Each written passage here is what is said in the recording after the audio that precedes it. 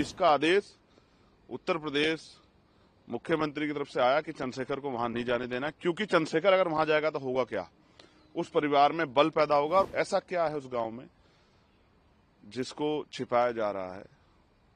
लड़की का भाई बयान दे रहा है, लड़की के पिता रो रहे हैं।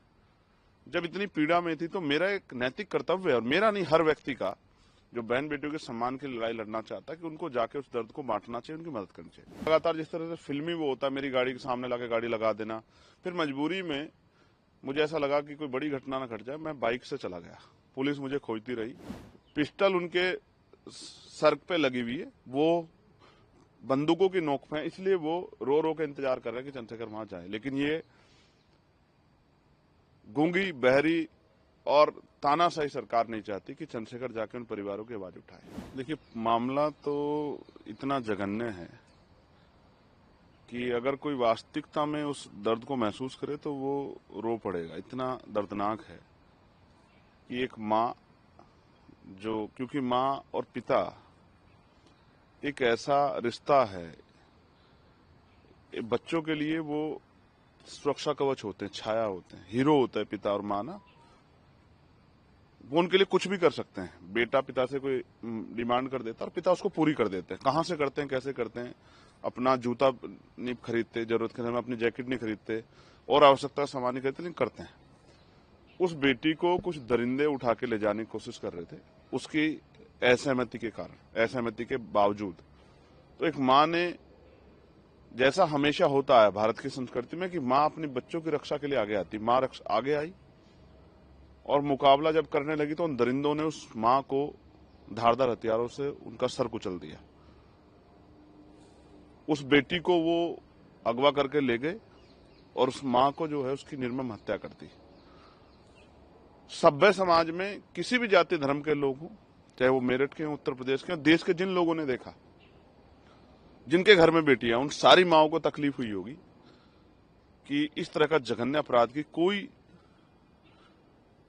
किसी भी तरह से जो है उससे सहमति उस पर दर्ज नहीं करा सकता है। हर माँ को, हर पिता को, हर भाई को चिंता हुई होगी कल उसकी बहन के साथ ना हो जाए, कल उसकी बहन के सम्मान के साथ ये ना हो जाए।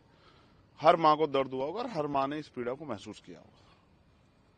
मैं उस परिवार से, क्योंकि मैं बाहर था, मेरी परिवार से बात हुई, मेरे कहने के बावजूद उन्होंने अंतिम संस्कार किया। मैंने उन्हें कहा कि आपकी जो तकलीफ है आपके दिल में, बेटी बरामद नहीं हुई, उसको हम लोग कराएंगे, लड़ाई लड़ेंगे।